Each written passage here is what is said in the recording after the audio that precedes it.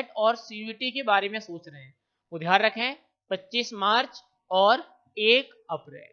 ठीक है, कोई भी अगर आपको जानकारी चाहिए तो हमारा ये नंबर दिया हुआ है, इस नंबर से कोर्स से संबंधित कोई भी जानकारी आप लोग ले सकते हो। अब डायरेक्टली हम चलें स्टूडेंट्स अपने चैप्टर पे। सबसे पहले हम पहले चैप्टर से ही शुरुआत करेंगे। जैसा आपको पता है पहला चैप्टर हमारा क्या है, सस्य विज्ञान, परिभाषा, महत्व, सिद्धांत, मृदा और बीज। पहला चैप्टर, पहले चैप्टर में कहां कहां से हमें प्रश्न आते हैं, हम सारे प्रश्नों को बारीकी से पढ़ते हुए आगे बढ़ेंगे। सबसे पहले अगर मैं बात करूं, सबसे पहले पॉइंट पर जो हमें चीजें आती हैं वो आती है सस्य विज्ञान से। ध्यान रखना सारी चीजें हम पढ़ेंगे। पहला पॉइंट हमें कहां से आता है, सस्य विज्ञान से आता है।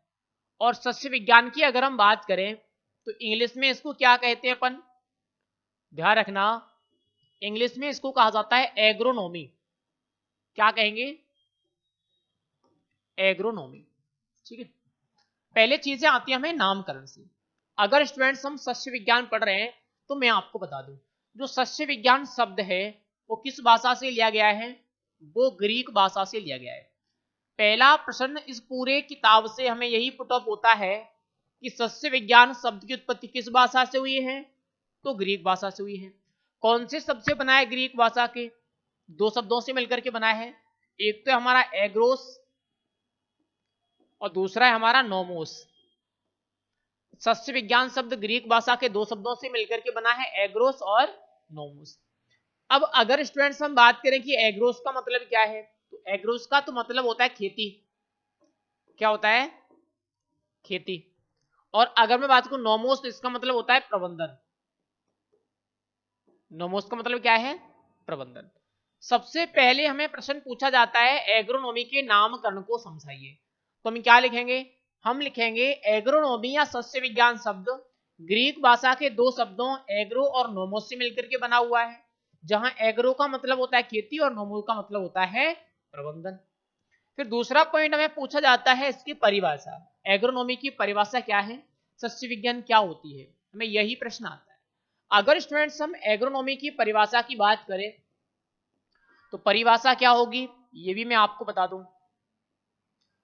एग्रोनॉमी क्या है, कृषि विज्ञान की शाखा है, आपको पता ही है एग्रोनॉमी क्या है, कृषि विज्ञान की शाखा। तो हम क्या लिखेंगे, हम लिखेंगे कृषि विज्ञान, कृषि विज्ञान की वह शाखा, की वह शाखा जिसके अंतर्गत, जिसके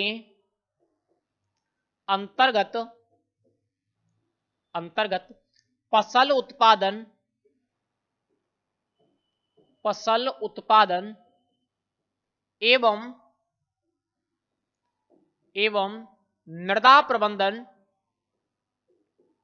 मृदा प्रबंधन के सिद्धांतों का, के सिद्धांतों का अध्ययन किया जाता है, के सिद्धांतों का अध्ययन किया जाता है। अब आप लोगों से प्रश्न पूछा जाए कि एग्रोनॉमी क्या है, सस्य विज्ञान क्या है, सस्य विज्ञान को परिभाषित कीजिए। तो वैसे तो हमें पता ही है लेकिन बहुत सरल तरीके से मैं भी बता दूं, जो एग्रोनॉमी या सस्य विज्ञान है वो कृषि विज्ञान की वह शाखा है जिसके अंतर्गत फसल उत्पादन और मृदा प्रबंधन के सिद्धांतों का अध्ययन किया जाता है। इसके बाद में नेक्स्ट जो हमें प्रश्न आते हैं वो आते हैं सस्य विज्ञान का महत्व, और काफी इंपोर्टेंट भी है। हमें प्रश्न क्या पूछा जाता है, हमें प्रश्न पूछा जाता है सस्य विज्ञान का जो महत्व है वो कौन कौन से क्षेत्रों में है, इस तरह से प्रश्न आएगा। अगर हम सस्य विज्ञान की महत्व की बात कर रहे हैं, ध्यान रखना इसका महत्व मेनली 4 क्षेत्रों में है। 4 क्षेत्रों में सबसे पहला क्या है, कृषि उत्पादन, कृषि उत्पादन। दूसरी में अगर बात करूं तो कौन सा है, नियोजन, नियोजन। तीसरी अगर मैं बात करूं तो कौन सा है, व्यवसाय, व्यवसाय। और चौथी अगर मैं बात करूं तो क्या है, उद्योग। हमें प्रश्न पूछा जाता है सस्य विज्ञान का महत्व कौन कौन से क्षेत्रों में है?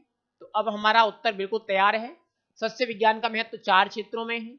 कौन कौन से क्षेत्र हैं? कृषि उत्पादन, नियोजन, व्यवसाय और उद्योग। इन चारों ही क्षेत्रों में क्या है? सस्य विज्ञान का महत्व है। अब अगर मैं उद्योग की बात करूं तो कई सारे प्रश्न पूछे जाते हैं। मसाला उद्योग में कौन कौन सी फसलें काम में आती है? तो आपको पता है जीरा है, मेथी है, धनिया है मसाला उद्योग में। वस्त्र उद्योग में कौन सी काम आती है? तो कपास और जूट वस्त्र उद्योग में काम आती है। ऐसे पूछ रहा चारे उद्योग में कौन सी काम आती है? तो बरसीम और रिजका चारे के उद्योग में काम आती है। शक्कर उद्योग में कौन सी काम आती है? तो जैसे अगर मैं बात करूं तो गन्ना है, चुकंदर है, ये शक्कर उद्योग में काम आती है।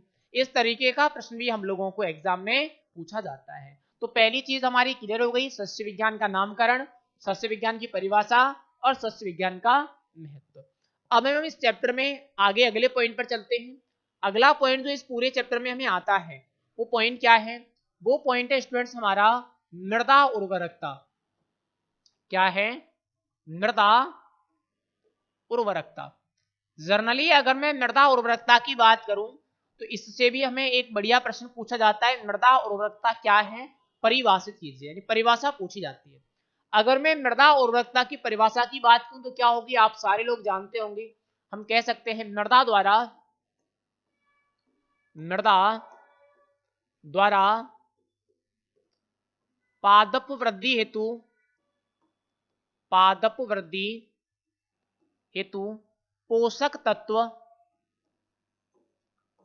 पोषक तत्व प्रदान करने की क्षमता, पोषक तत्व प्रदान करने की क्षमता क्या कहलाती है? वो कहलाती है मृदा उर्वरकता। बहुत सिंपल है, मृदा द्वारा पादपों की वृद्धि हेतु पोषक तत्व प्रदान करने की क्षमता क्या कहलाती है? मृदा उर्वरकता कहलाती है। इसके बाद हमें पॉइंट आता है मृदा उर्वरकता को प्रभावित करने वाले कारक। दूसरा पॉइंट क्या आता है? हमें प्रश्न पूछा जाता है मृदा उर्वरकता को कौन कौन से कारक प्रभावित करते हैं। अगर हम मृदा उर्वरकता को प्रभावित करने वाले कारकों की बात करें तो स्टूडेंट ध्यान रखना, ये कारक हमारे 2 प्रकार के होते हैं। एक तो कौन से होंगे? प्राकृतिक, और ये बहुत इंपोर्टेंट पॉइंट है, आपको हर साल एग्जाम में यहां से प्रश्न आता है। दूसरे कौन से होते हैं? दूसरे कारक होते हैं कृत्रिम। आप लोगों से डायरेक्टली प्रश्न पूछा जाता है कि मृदा उर्वरकता को प्रभावित करने वाले प्राकृतिक कारक कौन कौन से हैं, मृदा उर्वरकता को प्रभावित करने वाले कृत्रिम कारक कौन कौन से हैं। तो अगर मैं प्राकृतिक कारकों की बात करूं तब तो ध्यान रखना प्राकृतिक कारक कौन कौन से होंगे।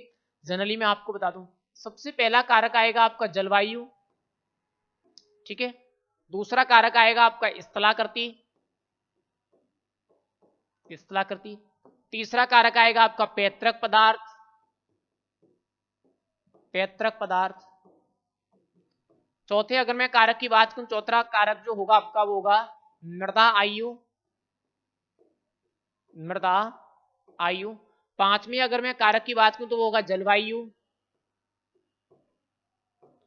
छठवां कारक होगा मृदा प्रोफाइल की गहराई, मृदा प्रोफाइल की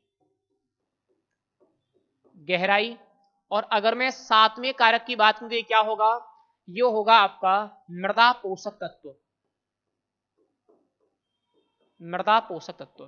आप लोगों को डायरेक्टली सवाल पूछा जाता है कि मृदा की उर्वरकता को प्रभावित करने वाले प्राकृतिक कारक कौन कौन से हैं। तो ये तो आपके प्राकृतिक कारक हो गए, जलवायु है, स्थलाकृति है, पैतृक पदार्थ है, मृदा आयु है, जलवायु है, डबल होगी जलवायु, मृदा प्रोफाइल की गहराई है और मृदा पोषक तत्व है, ठीक है। अगर मैं बात करूं कृत्रिम कारक कौन कौन से हैं, तो यहां भी हमें डायरेक्टली सवाल आएगा कि मृदा की उर्वरकता को प्रभावित करने वाले कृत्रिम कारक कौन कौन से हैं। अगर मैं कृत्रिम कारकों की बात करूं तो एक तो हमारा आता है जलाक्रांति होती है पानी की अधिकता, ठीक है। दूसरी में अगर बात करूं, दूसरा आता है फसल प्रणाली होती है फसलों को उगाने का तरीका। तीसरी में अगर बात करूं, तीसरा आता है मृदा पीएच, इंपोर्टेंट है सबसे, मृदा पीएच। चौथी अगर मैं बात करूं आता है मृदा सूक्ष्म जीव।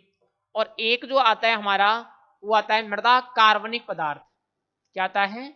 मृदा कार्बनिक पदार्थ। आप लोगों से यहां से भी प्रश्न इसी प्रकार से आएगा, वो डायरेक्टली प्रश्न पूछेगा कि मृदा की उर्वरकता को प्रभावित करने वाले कृत्रिम कारक कौन कौन से हैं। तो ये तो कृत्रिम कारक हो गए और ये हमारे प्राकृतिक कारक हो गए। या फिर हमें प्रश्न क्या पूछ लेगा, या फिर हमें प्रश्न पूछ लेगा मृदा उर्वरकता किसे कहते हैं, मृदा उर्वरकता को परिभाषित कीजिए। तो ये हमारा मृदा उर्वरकता वाला पॉइंट क्या हुआ, फिनिश हुआ। अब हम थोड़ा सा आगे चले तो आगे जो हमें पॉइंट आता है स्टूडेंट्स वो क्या आता है थोड़ा सा देखते हैं। नेक्स्ट में पॉइंट आता है मृदा उत्पादकता, काफी इंपोर्टेंट है। मृदा उत्पादकता, अगर मैं मृदा उत्पादकता की बात करूं तो पहले वही हमें परिभाषा पूछी जाएगी कि मृदा उत्पादकता क्या है। अगर स्टूडेंट्स हम मृदा उत्पादकता के बारे में बात कर रहे हैं तो मृदा उत्पादकता क्या है, मृदा की प्रति हेक्टेयर, मृदा की प्रति हेक्टेयर उत्पादन क्षमता, मृदा की प्रति हेक्टेयर उत्पादन क्षमता क्या कहलाती है, मृदा उत्पादकता कहलाती है। एक हेक्टेयर क्षेत्र से जो हमें उत्पादन प्राप्त होता है उसे हम क्या कहते हैं, मृदा की उत्पादकता कहते हैं। और अगर मैं उत्पादकता की बात करूं तो इंपोर्टेंट बात इसकी यह है कि मृदा उत्पादकता की क्या है, जो इकाई है, इकाई आपसे पूछी जाती है, इसकी इकाई क्या होती है, इसकी इकाई होती है उपज प्रति हेक्टेयर। क्या होती है, उपज प्रति हेक्टेयर, या फिर हम इसको क्या कह सकते हैं, या फिर हम इसको कह सकते हैं मूल्य प्रति हेक्टेयर। आप लोगों को प्रश्न पूछा जाता है कि मृदा उत्पादकता की इकाई क्या है, तो क्या होगी, उपज प्रति हेक्टेयर या मूल्य प्रति हेक्टेयर। फिर हमें वही प्रश्न आता है कि मृदा उत्पादकता को प्रभावित करने वाले कारक कौन कौन से हैं। अगर मैं इसके कारकों की बात करूं तो ये इंपोर्टेंट हैं और हमें पूछे भी जाते हैं। अगर हम किसकी बात कर रहे हैं, मृदा उत्पादकता की, तो इसको कौन कौन से कारक प्रभावित करेंगे, ध्यान रखना। सबसे पहला कारक आता है इनमें मृदा उर्वरकता।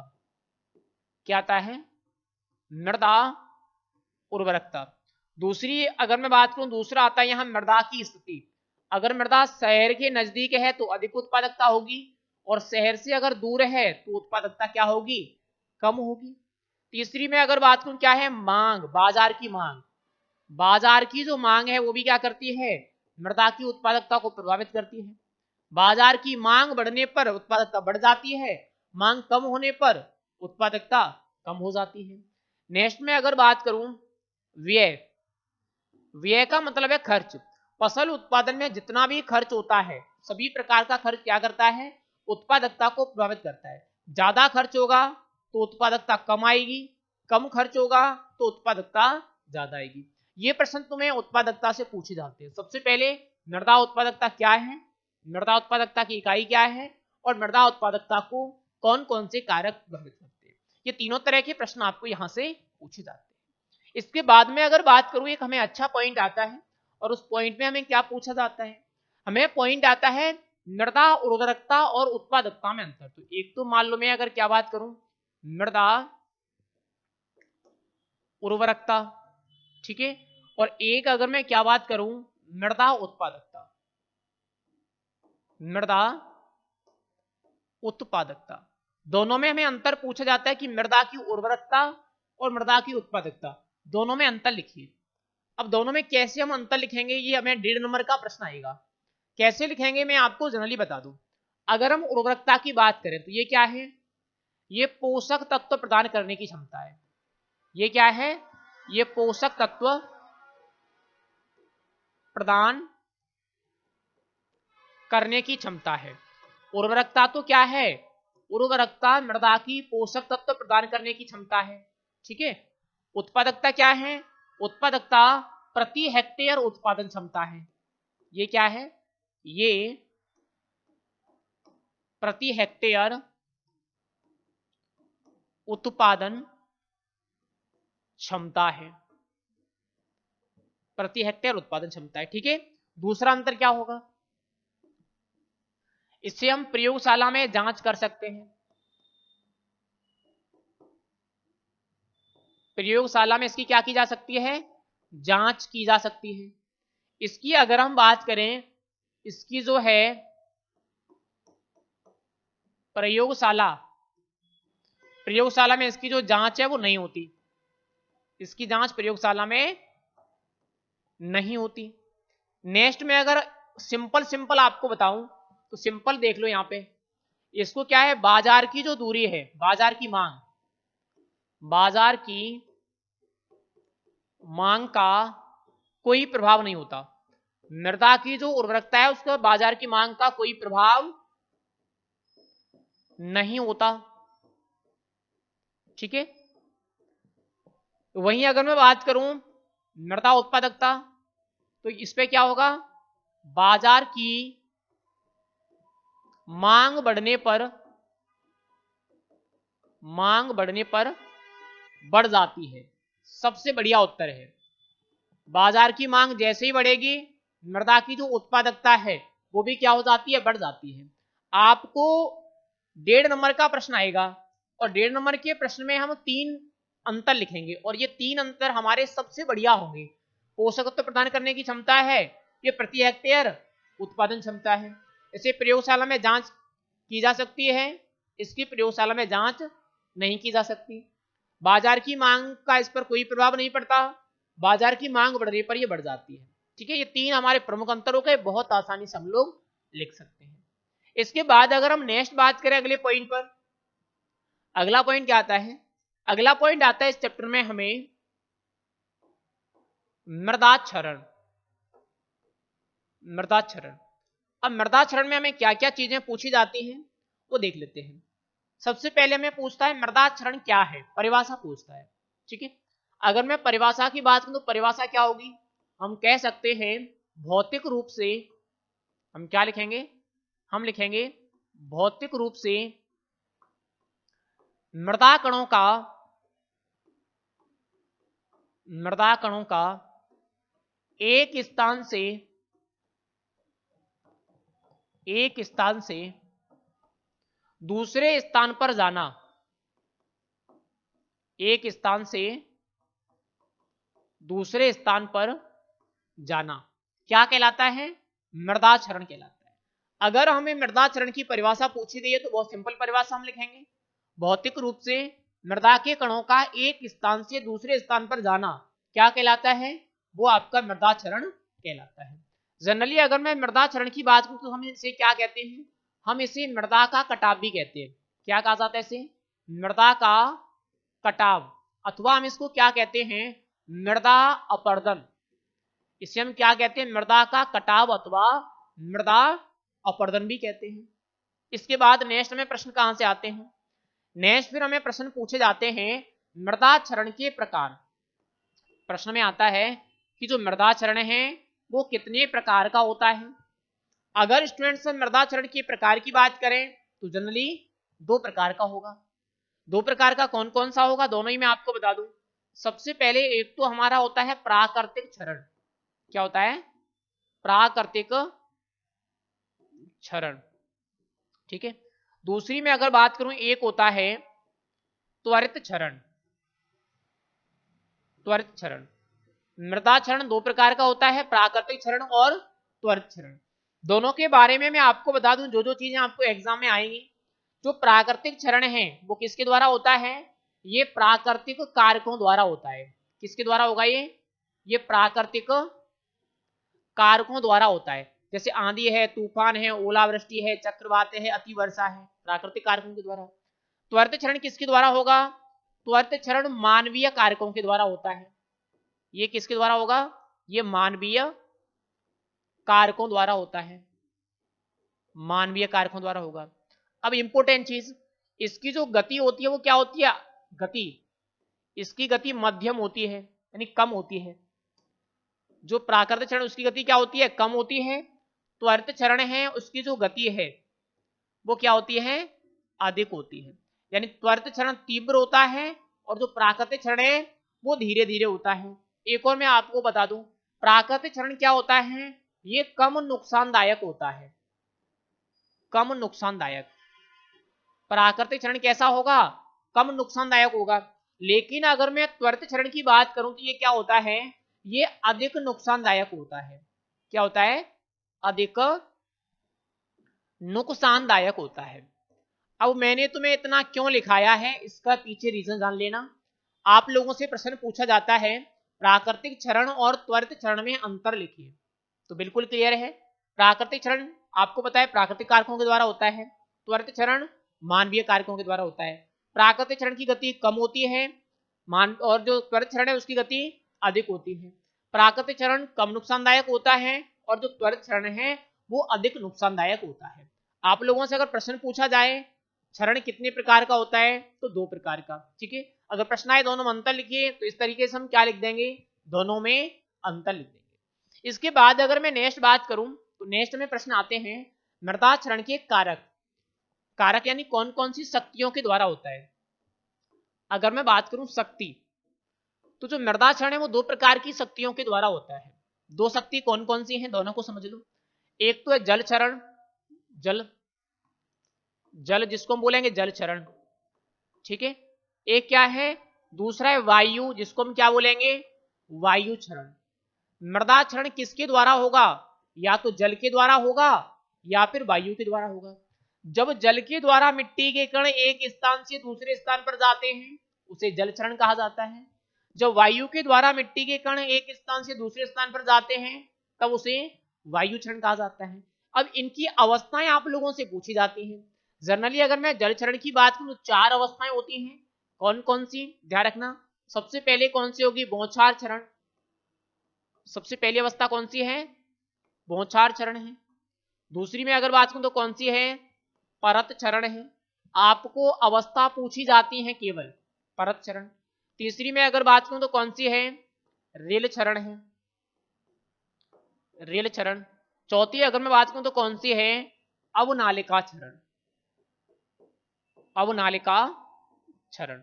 जल क्षरण की कितनी अवस्थाएं होंगी, 4 अवस्था। कौन कौन सी, बौछार क्षरण, परत क्षरण, रेल क्षरण और अवनालिका क्षरण। अब यहां मेरी कुछ बातें ध्यान में रख लेना।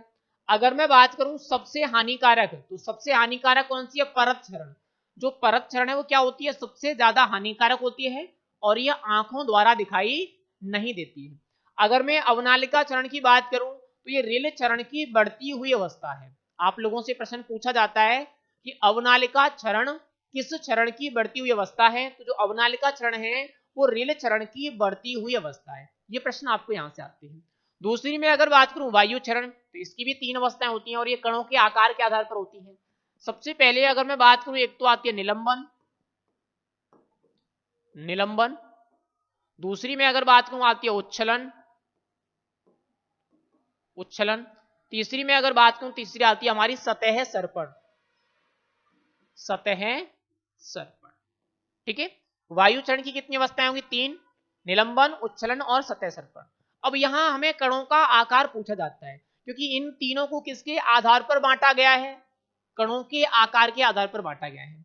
तो जनरली अगर मैं कणों के आकार की बात करूं तो इन्हें कैसे कैसे बांटा गया है। निलंबन के कणों का आकार होता है 0.1 mm से कम, यानी बहुत छोटे आकार के कण होते हैं जो हवा के साथ हजारों किलोमीटर दूर तक उड़ करके चले जाते हैं।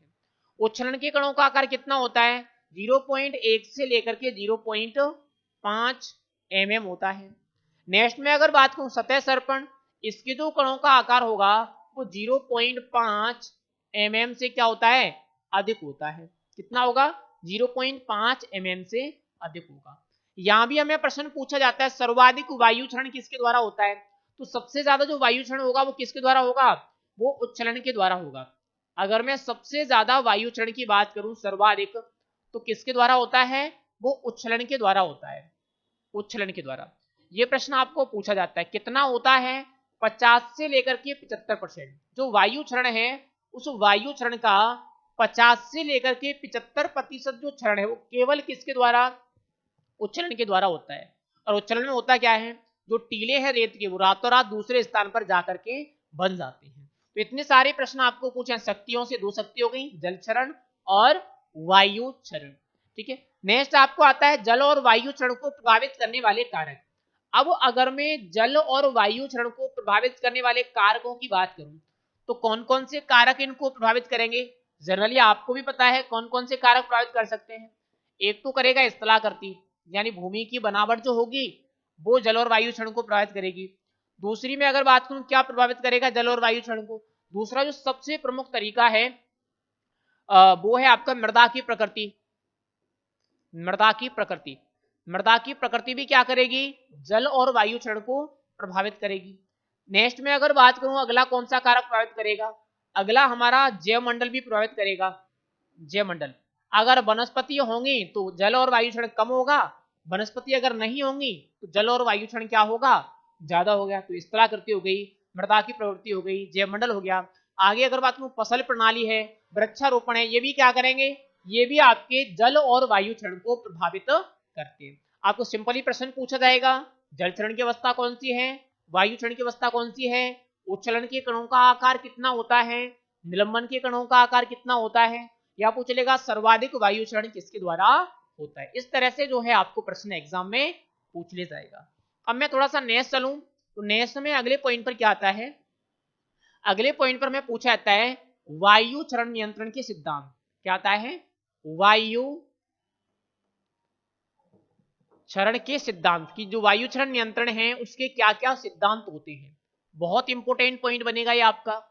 अगर मैं वायु क्षरण नियंत्रण के सिद्धांतों की बात करूं तो कौन कौन से सिद्धांत होंगे, एक तो ध्यान रखना, एक तो होगा वायु के वेग को कम करना। सबसे पहला क्या होगा, वायु के वेग को कम करना। एक तो हम क्या कर सकते हैं, वायु की जो गति है उसको कम कर सकते हैं। दूसरा हम क्या कर सकते हैं, दूसरा हम कर सकते हैं मृदा सतह को नम बनाना। मृदा सतह को क्या कर सकते हैं, गीली, ताकि हवा ना चले, हवा चले तो मिट्टी के कण उड़े नहीं, मृदा सतह को नम बनाना। एक तीसरा सिद्धांत और है, तीसरा सिद्धांत क्या है, वो है आपका मृदा कणों के आकार में वृद्धि। क्या होगा, मृदा कणों के आकार में वृद्धि। हमें अगर प्रश्न पूछा जाए कि वायु क्षरण नियंत्रण के सिद्धांत कौन कौन से हैं, तो वायु क्षरण नियंत्रण के 3 हमारे सिद्धांत होते हैं। सबसे पहले वायु के वेग या गति को कम करना, दूसरा मृदा सतह को नम बनाना, तीसरा मृदा कणों के आकार में वृद्धि करना। ये क्या है, ये हमारा वायु क्षरण का सिद्धांत होता है। ठीक है, एक में प्रश्न पूछा जाता है जल और वायु क्षरण को रोकने के उपाय। अब रोकने के उपाय क्या होंगे, सबसे पहला उपाय होगा वृक्षारोपण। सबसे पहले हम क्या करेंगे, वृक्षारोपण करेंगे। उसके बाद क्या करेंगे, घासों की खेती करेंगे। उसके बाद हम क्या करेंगे, पलवार या मल्च का उपयोग करेंगे, पलवार या मल्च का उपयोग करेंगे। वायुरोधी वृक्ष लगाएंगे, जल निकास की उचित व्यवस्था करेंगे। तो इन सभी से क्या होगा, जल और वायु क्षरण का नियंत्रण होगा। ये बहुत सिंपल है, ये तो आप ऑब्वियसली वैसे ही बता सकते हो। इसके बाद में जो हमारा नेक्स्ट पॉइंट आता है, अगर हम अगले पॉइंट की बात करें तो स्टूडेंट्स अगला हमारा पॉइंट है वो क्या है, वो है बीज। क्या है, बीज। एक बीज वाला पॉइंट हमें आता है नेक्स्ट। अब अगर हम बात करें बीज, पहले तो हमें प्रश्न आता है कि बीज क्या है, बीज को परिभाषित कीजिए। पहले एक प्रश्न क्या आएगा, एक आपको डायरेक्टली प्रश्न आएगा बीज क्या है, बीज को परिभाषित कीजिए। जनरली अगर स्टूडेंट्स हम बीज की बात कर रहे हैं तो बीज क्या होता है मैं आपको बता दूं। बीज किसी पादप का वह भाग है, किसी पादप का वह भाग, और इस भाग में क्या हो सकता है, जड़ हो सकती है, तना हो सकता है, पत्ती हो सकती है, दाना हो सकता है। वह भाग जड़, तना, पत्ती, दाना जिसके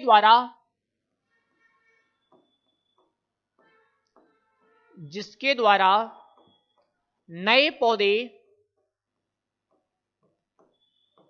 पौधे तैयार किए जाते हैं, जिसके द्वारा नए पौधे तैयार किए जाते हैं,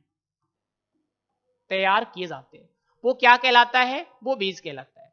आज के बाद कभी भी आपसे बीज की परिभाषा पूछी जाए तो बीज क्या है, किसी भी पादप का वह भाग है जिसके द्वारा नए पौधे तैयार किए जाते हैं। वो भाग कौन कौन सा हो सकता है, जड़, तना, पत्ती, दाना, कोई भी पार्ट वो हो सकता है।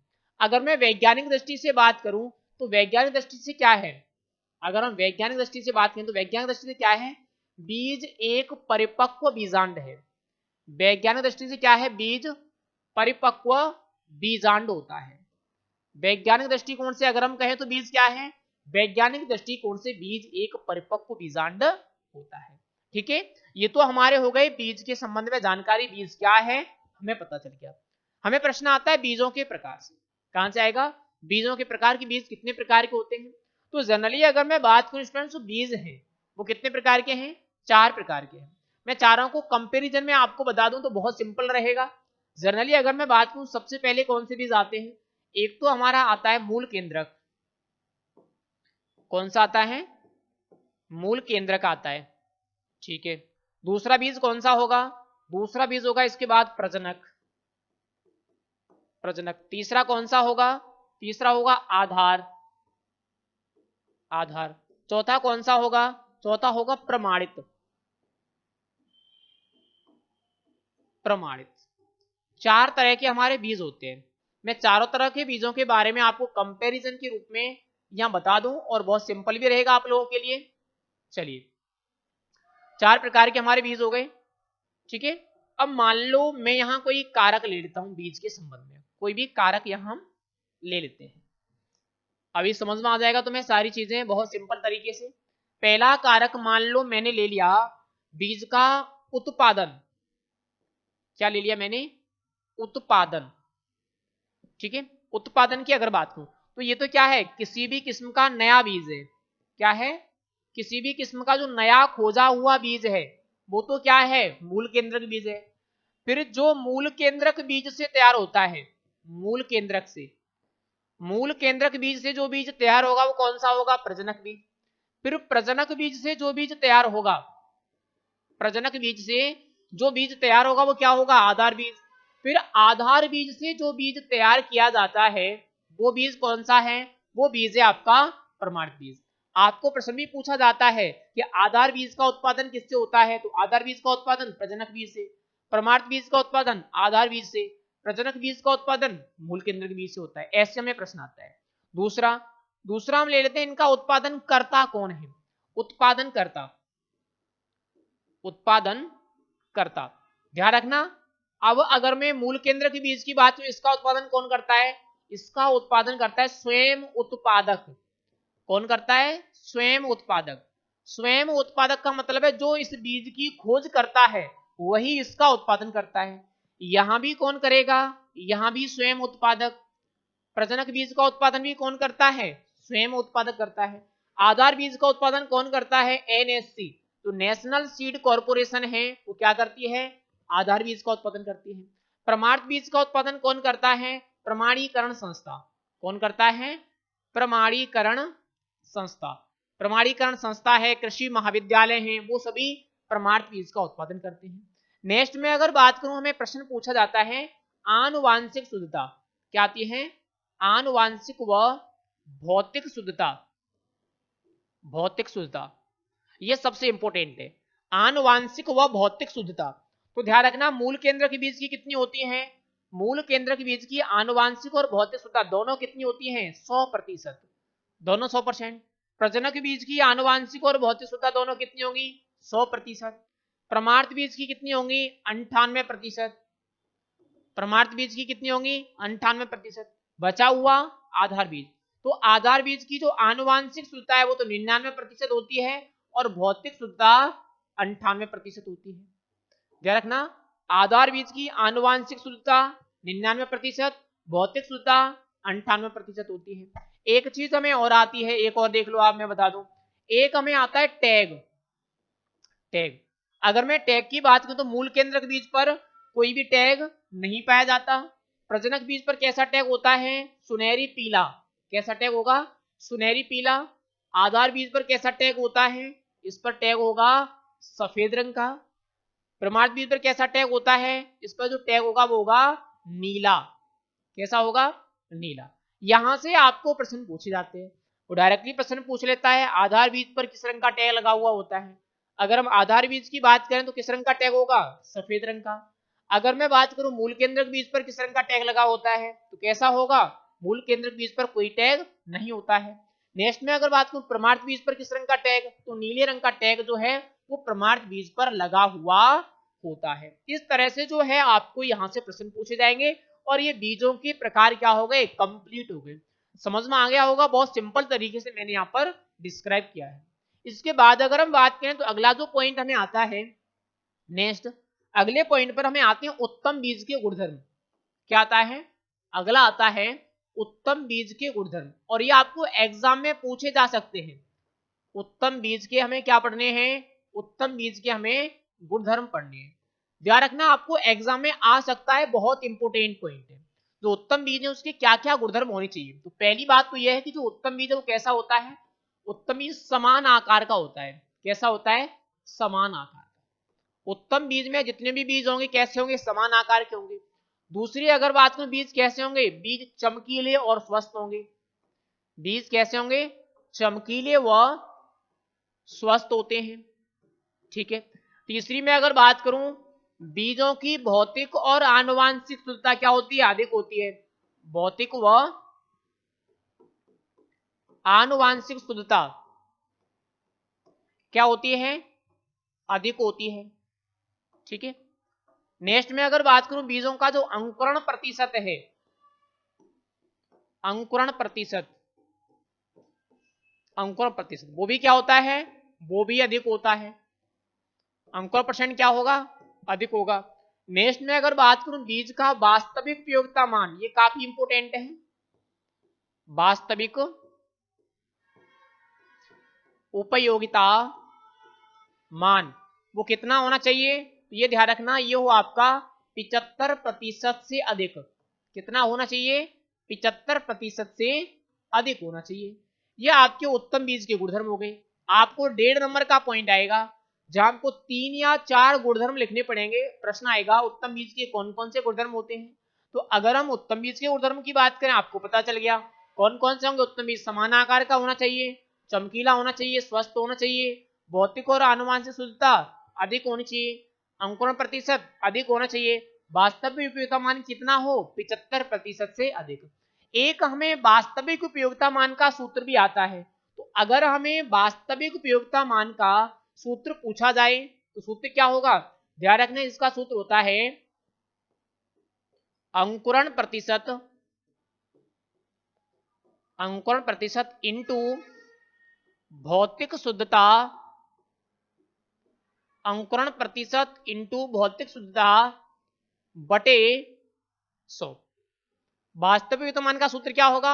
अंकुरण प्रतिशत इंटू भौतिक शुद्धता बटे 100। डायरेक्टली में प्रश्न पूछा जाएगा वास्तविक उपयोगिता मान का सूत्र लिखिए, तो ये हमारा वास्तविक उपयोगिता मान का सूत्र हो गया। एक हमें अंकुरण प्रतिशत भी पूछा जाता है। तो अंकुरण से हमें सवाल आते हैं सबसे ज्यादा अंकुरण किसका होता है। अगर हमें सर्वाधिक अंकुरण पूछा जाए, सर्वाधिक, तो किसका होता है? वो मक्का में होता है। सबसे ज्यादा अंकुरण प्रतिशत किसका होता है? मक्का का 90%। दूसरी में अगर बात करूं, सबसे कम अंकुरण किसका होता है? सबसे कम, तो वो किसका होता है? ध्यान रखना, कपास का। कितना होता है? 65%। कपास का कितना होगा अंकुरण प्रतिशत?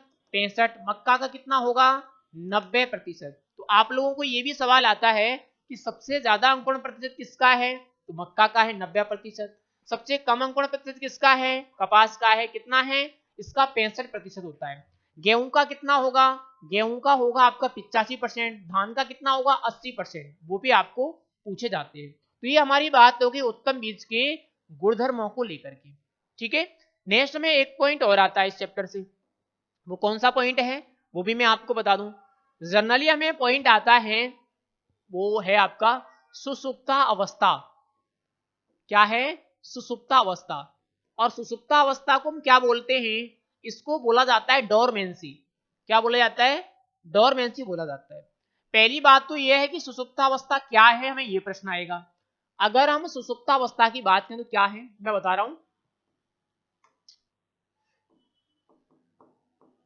बीजों को अंकुरण हेतु, बीजों को अंकुरण हेतु उपयुक्त माध्यम, उपयुक्त माध्यम उपलब्ध होने पर भी, उपयुक्त माध्यम उपलब्ध होने पर भी बीज का अंकुरण न होना, बीज का अंकुरण न होना क्या कहलाता है? वो कहलाती है सुसुप्तावस्था। यानी बीज की वृद्धि के लिए सबसे सटीक, सबसे अच्छी जो व्यवस्था है वो है, सभी आवश्यकताएं पूरी हो रही हैं, लेकिन फिर भी बीज का अंकुरण नहीं हो रहा, उस कंडीशन को क्या कहा जाएगा? सुसुप्तावस्था। बीजों के अंकुरण हेतु उपयुक्त माध्यम उपलब्ध होने पर भी बीजों का अंकुरण न होना क्या कहलाता है? सुसुप्तावस्था कहलाती है। अब अगर मैं बात करूं कि जो सुसुप्तावस्था है वो कितने प्रकार की होती है, मैं सवाल आते हैं प्रकार से। अगर हम प्रकारों की बात करें तो जनरली हम कह सकते हैं सुसुप्तावस्था 3 प्रकार की होती है। सबसे पहले अगर हम बात करें तो प्राथमिक, एक तो क्या होगी? प्राथमिक सुसुप्तावस्था। दूसरी में अगर बात करूं तो द्वितीयक सुसुप्तावस्था। तीसरी अगर मैं बात करूं तो बलकृत सुसुप्तावस्था। बलकृत सुसुप्तावस्था। आपसे कभी प्रश्न पूछा जाए सुसुप्तावस्था कितने प्रकार की होती है? 3 प्रकार की, प्राथमिक, द्वितीयक और बलकृत। अब अगर मैं प्राथमिक की बात करूं, किसके कारण पैदा होती है? ये बीज कवच की कठोरता के कारण पैदा होती है। किसके कारण पैदा होगी? बीज कवच की कठोरता के कारण। आप लोगों को प्रश्न पूछा जाता है कि बीज कवच की कठोरता के कारण उत्पन्न सुसुप्तावस्था है तो प्राथमिक सुसुप्तावस्था। जैसे आपने देखा होगा अरंडी के ऊपर क्या होता है? बीज कवच होता है। कपास के ऊपर क्या होता है? बीज कवच होता है। जब तक आप उस बीज कवच को नहीं हटाओगे तब तक बीज का अंकुरण नहीं होगा। द्वितीय सुसुप्तावस्था किसके कारण पैदा होती है? ये वातावरणीय परिस्थितियों के कारण पैदा होती है। किसके कारण पैदा होगी? वातावरणीय परिस्थितियों के कारण। जैसे मान लो बुवाई के बाद में पानी पड़ गया, बुवाई के बाद में क्या पड़ गया? पानी, तो बीज का अंकुरण नहीं होगा। तो क्या हुआ? वातावरणीय परिस्थिति। तो वातावरणीय परिस्थितियों के कारण जो सुसुप्तावस्था पैदा होती है वो कौन सी है? द्वितीय सुसुप्तावस्था है। नेक्स्ट में अगर बात करूं बलकृत। अब बलकृत क्या है? बीज के गहराई में जाने के कारण उत्पन्न सुसुप्तावस्था। बीज की गहराई, जब आप बीज की बुवाई गहराई में करते हो तो गहराई में जाने के कारण जो सुसुप्तावस्था पैदा होती है उसे क्या कहा जाता है? उसे बलकृत सुसुप्तावस्था कहा जाता है। तो ये आपकी सुसुप्तावस्था के प्रकार हो गई।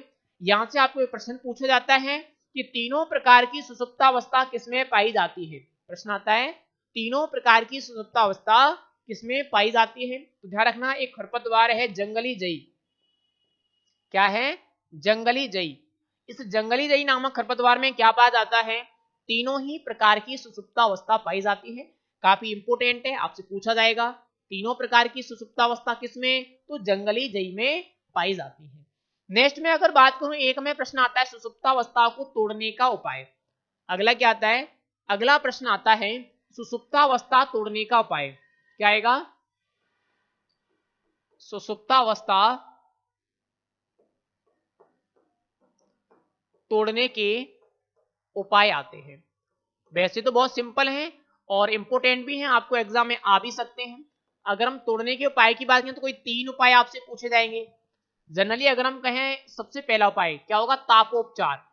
हम क्या कर सकते हैं? हम तापोपचार कर सकते हैं, गर्म पानी के द्वारा बीज के आवरण को उठा सकते हैं। दूसरा हम क्या कर सकते हैं? चिलिंग या फ्रीजिंग। क्या कर सकते हैं? चिलिंग या फ्रीजिंग, यानी कम टेम्परेचर पर रख सकते हैं जिससे बीज का जो कवच है वो पिघल जाएगा। ठीक है। तीसरा हम क्या कर सकते हैं? खुरचना। बीज का जो कवच है उसको खुरच दो, तो खुरचना, ये भी हम क्रिया कर सकते हैं। चौथा हम क्या कर सकते हैं? रसायनों का उपयोग। क्या कर सकते हैं? रसायनों का उपयोग कर सकते हैं। ये हमारी सुसुप्तावस्था को तोड़ने के क्या होंगे? उपाय होंगे। अब यहाँ एक चीज हमें पूछी जा सकती है रसायनों से। आपसे प्रश्न पूछा जाएगा आलू की सुसुप्तावस्था किसके द्वारा तोड़ी जाती है? अगर हम आलू की बात करें तो किसके द्वारा? थायोयूरिया। थायोयूरिया, ध्यान रखना काफी इंपोर्टेंट है, आपसे प्रश्न पूछा जाता है आलू की सुसुप्तावस्था किसके द्वारा तोड़ी जाती है? तो थायोयूरिया के द्वारा तोड़ी जाती है। वहीं अगर मैं बात करूं कपास, कपास की सुसुप्तावस्था तोड़ने के लिए किसका उपयोग करते हैं? तो हम करते हैं H2SO4, जिसको हम क्या बोलते हैं? सल्फ्यूरिक अम्ल। क्या बोलते हैं? H2SO4 या सल्फ्यूरिक अम्ल बोलते हैं, इसका उपयोग किया जाता है। ये सारे प्रश्न आते हैं हमें सुसुप्ता अवस्था से। एक पॉइंट और है जो हमें इस चैप्टर में पूछा जाता है, वो पॉइंट क्या है? वो पॉइंट है पृथक्करण दूरी। क्या है? वो पॉइंट है हमारा पृथक्करण दूरी। और पृथक्करण दूरी को हम बोलते हैं आइसोलेशन डिस्टेंस। क्या होती है? Isolation distance. आपसे परिभाषा पूछी जाएगी, पृथक्करण दूरी क्या है समझाइए। जनरली अगर मैं पृथक्करण दूरी की बात करूं तो हम क्या लिखेंगे, हम लिख सकते हैं किसी फसल की दो किस्मों अथवा दो फसलों के मध्य आनुवांशिक शुद्धता बनाए रखने हेतु आनुवांशिक शुद्धता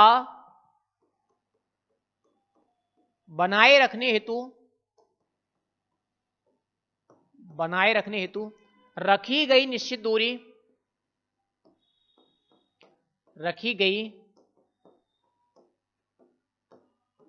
दूरी क्या कहलाती है, वो कहलाती है पृथक्करण दूरी। मेन काम है आनुवांशिक शुद्धता का। जब हम बीजोत्पादन करते हैं तो क्या करते हैं, दो फसल या एक ही फसल की दो किस्मों के बीच में एक निश्चित दूरी रखते हैं और उसी दूरी को क्या कहा जाता है, पृथक्करण दूरी कहा जाता है। रखी क्यों जाती है तो वो भी आप लोग समझ लो, ये लिखा हुआ है आनुवांशिक शुद्धता बनाए रखने के लिए। तो आनुवांशिक शुद्धता बनाए रखने के लिए दो फसलों अथवा एक ही फसल की दो किस्मों के मध्य रखी गई निश्चित दूरी क्या कहलाती है, पृथक्करण दूरी कहलाती है। आपको एग्जाम्पल भी आते हैं, जैसे आपने पढ़ा होगा सबसे इंपोर्टेंट मक्का की दो तरह की होती है, संकर मक्का 600 और 300 होती है, एक आपकी संकुल मक्का होती है, वो कितनी होती है 400 और 200 होती है। बाजरा और ज्वार की 400 और 200 मीटर होती है। 400-200 का मतलब क्या है, प्रमाणित बीज की तो ज्यादा होती है, प्रमाणित बीज की कम होती है, आधार बीज की ज्यादा होती है। जैसे आधार बीज की कितनी होगी 400 मीटर, तो प्रमाणित बीज की कितनी होगी 200 मीटर। ऐसे ही एग्जाम्पल आपको पूछे जाते हैं। जो हमारी स्वपरागित फसल है जैसे गेहूं है, जौ है, धान है, इनमें 3-3 मीटर होती है दोनों की, चाहे वो प्रमाणित बीज की हो चाहे वो आधार बीज की हो, दोनों की कितनी होगी 3-3 मीटर होगी। ठीक है, मक्का में आप लोग ध्यान रखना 600 और 300, उसके बाद 400 और 200, ज्वार बाजरा की 400 और 200, ये आप ध्यान रखना। पहला चैप्टर वो आपका कंप्लीट हो गया। मुझे आशा है सारे स्टूडेंट्स को ये चैप्टर बहुत अच्छी तरह से समझ में आया होगा, और अगर समझ में आ गया है तो वीडियो को लाइक, शेयर और चैनल को सब्सक्राइब जरूर कर लेना।